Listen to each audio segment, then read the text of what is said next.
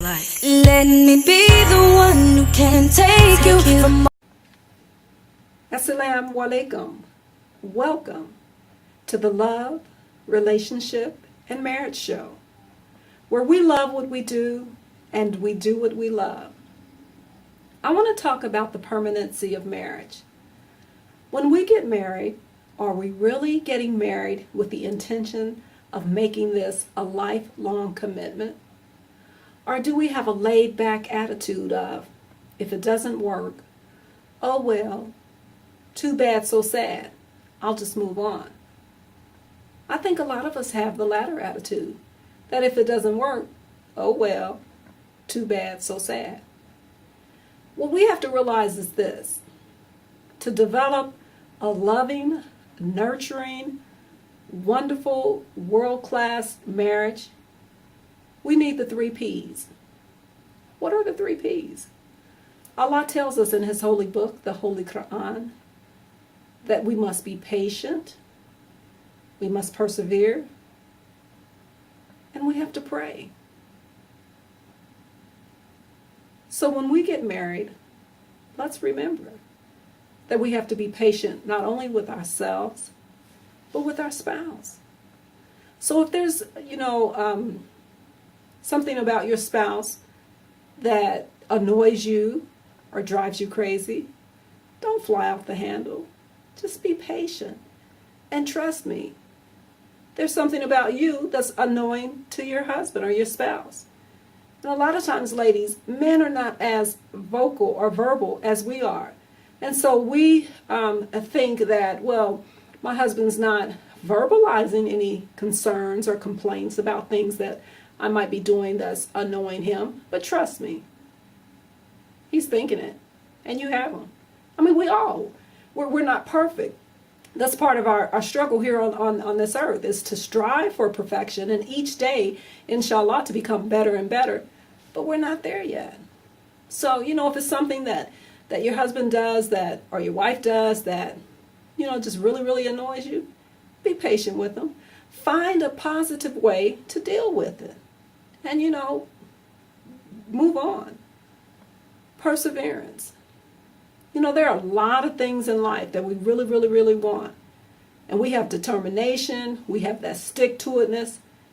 We persevere. We don't give up. I think about my days in school, when I obtained my 4-year degree. I had some long nights. I had some hard days. I didn't give up. I didn't say, you know what, this is too difficult. I'm going to quit. I'm just going to drop out of college. No, I was determined. I said, you know what, when that difficulty came, I said, you know what, Allah, I know I can do this because you told me I can do this. Well, that's the same thing with marriage. You have to persevere. You have to have that stick-to-itness. You have to hang in there. Assuming you have decent spouses, there are no issues with stepping outside the marriage, adultery, abuse, no substance abuse problems, physical abuse problems. Have that same determination that you have in other areas of your life. When you're like, you know what, I'm not going to be defeated. Because I want you to know, part of that is Shaitan. Shaitan is always trying to cause havoc in the world. But when he causes dissension and a disconnect between a husband and wife, he says, oh, wow, I'm doing a marvelous job. I've caused the husband and wife to look at each other as though they're the enemy. So you have to remember that. Don't become a victim of Shaitan. He's happy when husbands and wives are contemplating divorce or separation or not getting along. Keep that in mind. And the last P is prayer. We have to be prayerful. A lot of times people say, as couples, don't go to bed angry. Well, you know what? You just might go to bed sometime and you're angry. But one thing about this is every day is a new beginning. And as Muslims, we start our morning, our day off every day, inshallah, God willing, with salat. It's kind of hard to be angry with your spouse and it's time for Fajr, make salat. Yeah, come on, you're making salat. So you know what? Even if you were angry the night before, hey, the next day it's a new day. It's time to make salat. Go ahead and start your day off, if you can, together, making salat. Start the day off chaining shaitan up. Say, you know what? Today, we're starting our day off with salat together, shaitan, so you won't have the upper hand. Marriage is beautiful.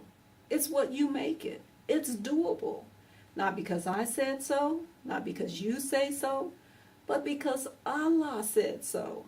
He's made man for woman and woman for man. And what do we say about marriage in our religion? It's half our religion. So if Allah says, okay, marriage is half your religion, that tells us it can be a beautiful thing. Hang in there. Make your marriage work. Make your marriage loving. Make your marriage wonderful. Make your marriage fun. And know that we're in this for the long haul. Assalamu alaikum. Peace out.